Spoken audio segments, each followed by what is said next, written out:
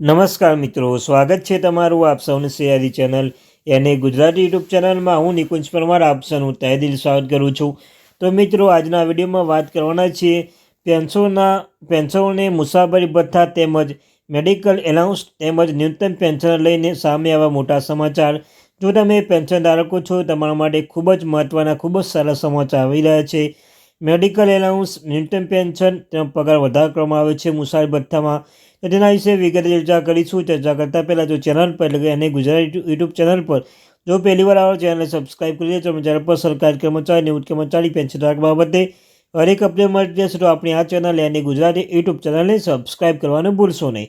તો સૌપ્રથમ મિત્રો, પેન્શનના મુસાફરી ભથ્થા તેમજ મેડિકલ એલાઉન્સ તેમજ ન્યૂનતમ પેન્શન લઈને મોટા સમાચાર આવે છે. પેન્શનો માટે સારા સમાચાર.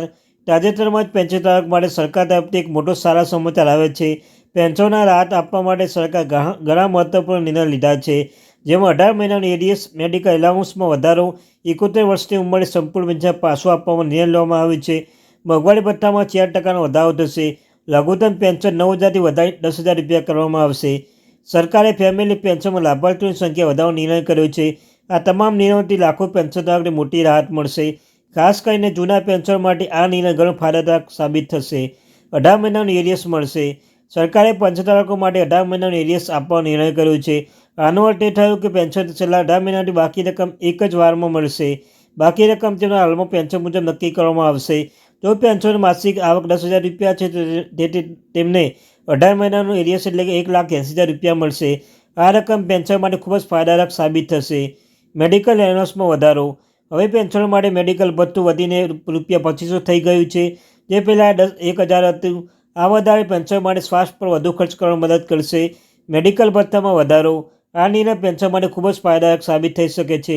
તેમને હવે વળી સારવાર પાછળ વધુ પૈસા ખર્ચવાની સુવિધા મળશે.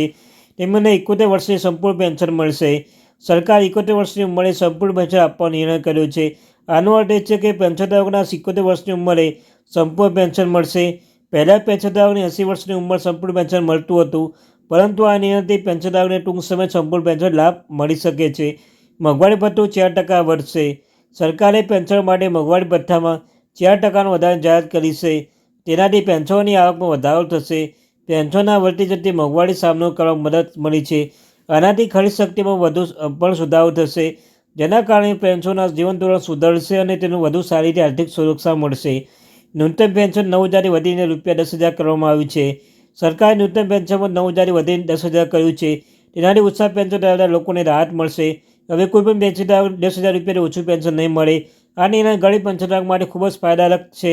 તેનાથી તેમની આર્થિક સ્થિતિમાં સુધારો થશે અને જીવન ધોરણ વધુ સુધરશે. સરકારે ફેમિલી પેન્શન લાભાર્થીઓની સંખ્યા વધારવાનો નિર્ણય કર્યો છે. હવે પેન્શનરના મૃત્યુ બાદ તેના પરિવારના વધુ સભ્યો પેન્શન મેળવી શકશે. તેનાથી પેન્શન પરિવારને આર્થિક સુરક્ષા મળશે. વિધવા અને વિધુર ઉપરાંત બાળકો પણ પેન્શન લાભ મળશે.